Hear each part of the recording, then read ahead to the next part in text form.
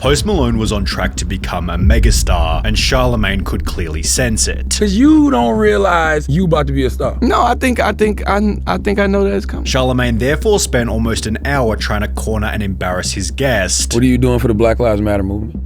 I don't know. Although the whole situation completely backfired to Post Malone's benefit. It was August of 2015. Post Malone was yet to get his first tattoo and had just 6 months prior released his major breakout song White Iverson. He'd done his first radio interview exactly 4 months beforehand, which went extremely well. I put out White Iverson like 2 months ago. We just hit 2 million views like a couple days ago, which is crazy. And to keep this momentum going, he'd agreed to appear on The Breakfast Club. The show's well known for being the most listened to hip-hop and R&B morning show in America, and features 3 hosts, one of which being Charlamagne Tha God, who to be fair is usually an excellent presenter. The Breakfast Club has hosted almost every rapper from Kanye West to Jay-Z, making it a massive opportunity for any up-and-coming artist, which in this case was Post Malone. We are The Breakfast Club, special guest in the building. State your name, soldier. Post Malone. Post Malone. The interview began extremely positively, with Post and Charlamagne bonding over their support for the same football team. He is from Dallas, and he's a Dallas Cowboys fan. My guy. Yeah. And I tried my hardest. Yeah. However, when Post revealed his dad also worked for the Cowboys, Charlamagne's rudeness began to show. His dad actually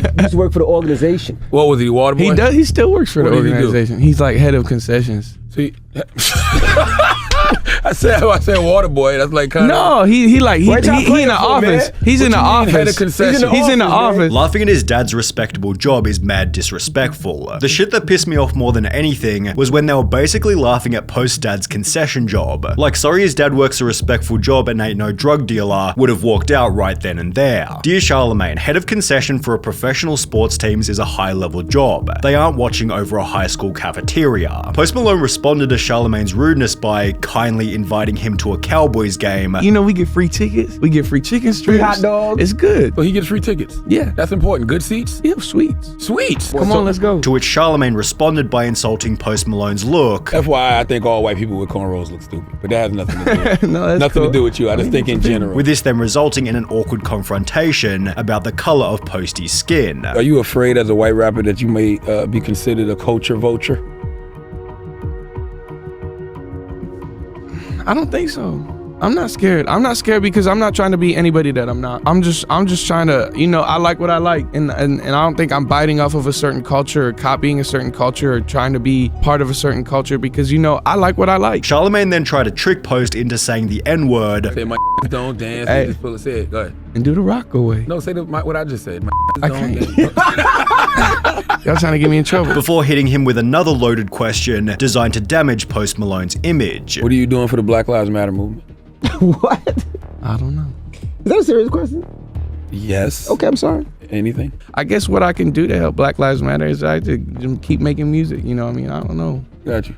I don't know. I would have just said nothing. What are you doing for the Black Lives Matter movement? That's the type of question that no matter how you answer this dude trying to hate you. However, the worst of the interview was still yet to come. Post Malone had brought his girlfriend Ashlyn onto the show, prompting Charlamagne to try and baselessly convince her that Post was going to leave her. You got a girlfriend, don't you? Yeah, she's right there. What? Ashlyn right here. Yeah, she's right Oh, hey, Ashlyn. You know he's gonna end up leaving you, right? The more don't famous say you that. get. That's not true. You know. You know the more successful you get, you're going, Charlamagne then doubled down on this when his girlfriend got on the microphone. You know he's gonna sleep with other women, though. You do know that. He's gonna sleep with other women. No, I'm not. It's gonna happen. But Charlamagne said not only is he going to get urban punani, it's going to be folk, country, Yes. pop, Yes. urban AC. Yes. A man is only as faithful as his EDM. options. You know that, right? You know that? What? A man is only as faithful as his options. I applaud you for trying to do the right thing, I want to keep doing but it's it. not gonna finish that way. Although this had actually become Post Malone's first real chance to show his overwhelming kindness. Listen. Here's something y'all don't get. I'm not a normal person. I'm you're a not. different type of man, and she's not a normal woman. She's an angel. She's an incredible person, and I don't think I'm ever gonna do nothing to ruin it. which ironically gave him more audience favor than if it were just a standard interview. My respect for Post Malone went up after this. He stayed cool the whole time. The more I see of Post, the more I like him. He seems like a good dude. This wasn't awkward at all. He responded very well. Posty handled that better than any of us would have, although not every comment was quite so positive. A small percentage of viewers hated on Ashlyn for barely saying anything, prompting Post Malone's first response to the interview by tweeting, "I'm 20. I've done about 20 interviews in my life. Ashlyn's done about 1. If you're hating, get off our dicks. Doo-doo heads, bruh." Before Post Malone appeared on 106 KML to talk about Charlamagne himself. This about Charlamagne. What's up, Charlamagne? Homie. Holla at me. Ooh, say it to my face. I'm just joking. He's so stupid. I mean, I get it. I mean, that's his job. I mean, Right. that's his job to be a troll on the radio and on the internet. I will say And- you handled that very No, that's what I'm saying. You know, you can't get too excited. Just gotta relax. It's not that serious. Post Malone expanded on this when talking to Ethan from the H3 podcast. They kind of came at you in a really shitty way. I think it's really easy to come at me. Just a guy that makes music, and not only that, but I feel like it's his job to be a troll. He should have said something. Like, if you're in that situation, it's a hell of a lot different. Of And course. The internet's a funny place. Yeah. Yet Post Malone later explained in a Rolling Stone article that it might have been better to put the questions back onto Charlamagne. "I wish I'd said, 'What are you doing for Black Lives Matter?' Some sassy shit to shut him up. Like, maybe my music's not the best, but I know I'm not a bad person, so you're just being a hater." Charlamagne being a hater made The Breakfast Club look so bad, they'd wiped the episode from their official channel and website, while Posty's humility opened up unexpected opportunities. He began touring with Justin Bieber, had an extremely successful debut album launch, and gained over 1 million Instagram followers, prompting The Breakfast Club to invite him back for another interview, which Post Malone unbelievably accepted. The top comment read, "I'm not sure why Post Malone would ever return to this radio show, however, he was set to win no matter what. Either The Breakfast Club treats him disrespectfully, Post Malone keeps his cool and sees growth just like the last interview, or The Breakfast Club treats him respectfully, Post Malone again easily keeps his cool and sees growth, with situation 2 seeming more likely, given the second interview began by acknowledging how poorly the previous one went." Oh, he's back. And he has a Bud Light with him today. Yeah, hell yeah. Post Malone. Post Malone is back. I wasn't here, and it got rough. It No, didn't that's- though. Did it get rough? People always tweet me like, "Yo, you were so hard on Post Malone." How?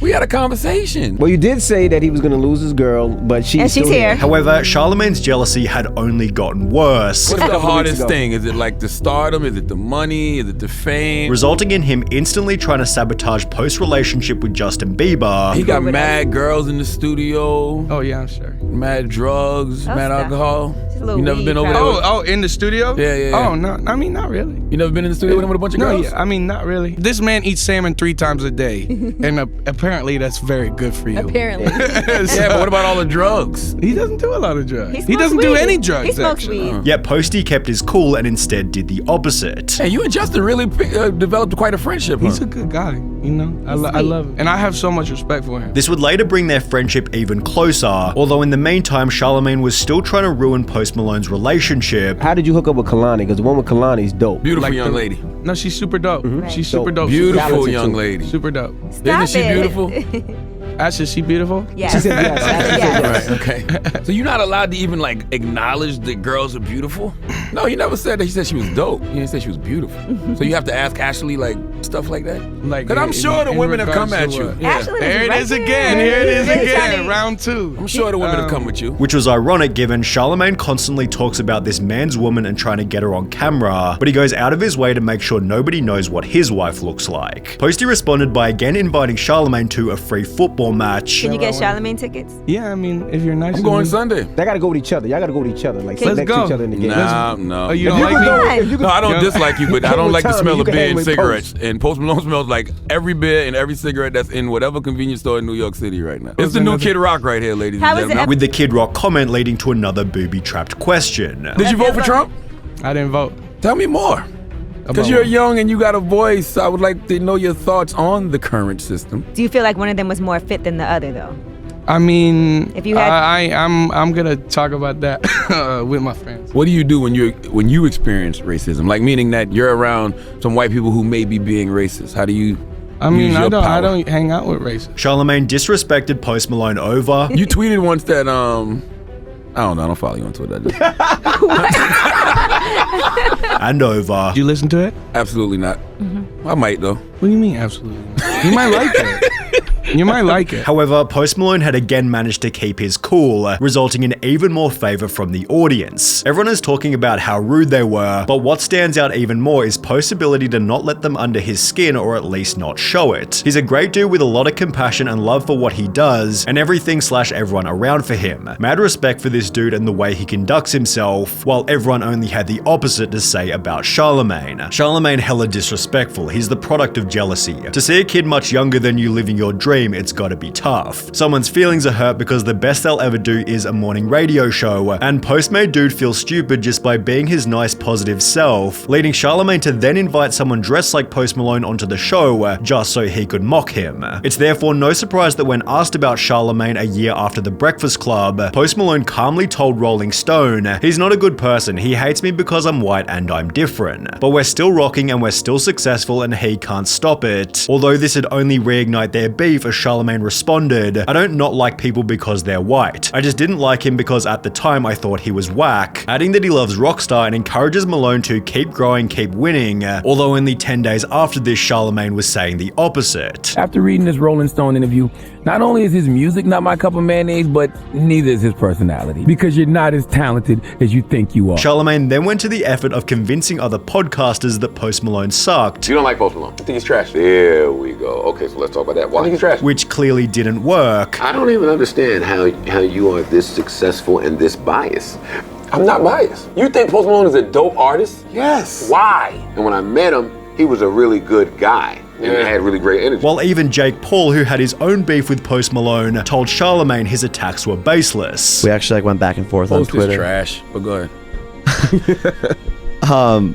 I mean, he's number one. Still trash.